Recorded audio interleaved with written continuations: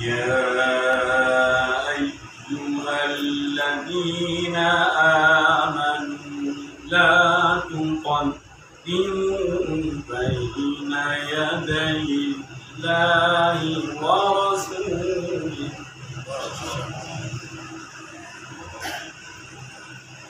واتقوا الله إن الله سميع عليم.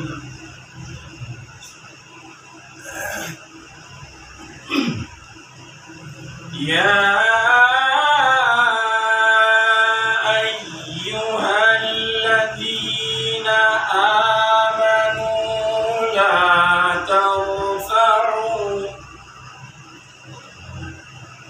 لا ترفعوا أصواتكم فوق صوت النبي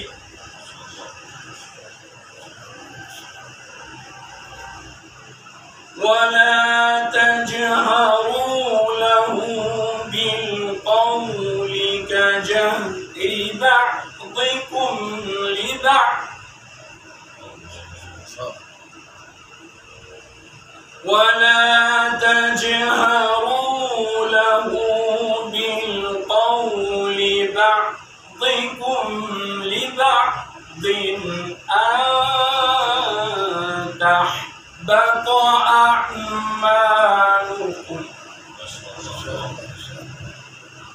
أن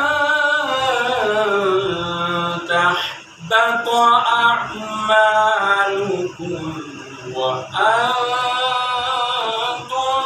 لا تشعرون.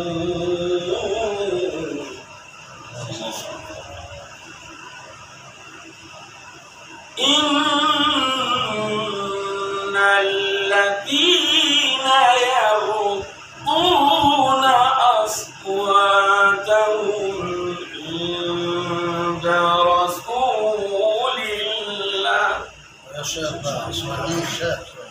إن الذين يغضون أصواتهم عند رسول الله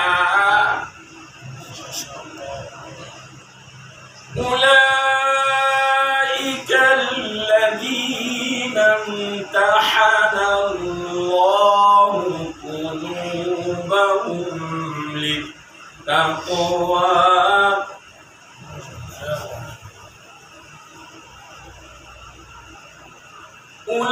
أولئك الذين امتحن الله قلوبهم للتقوى لهم مغفرة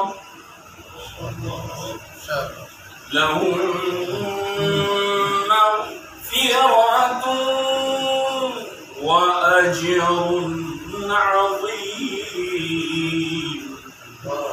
صدق الله.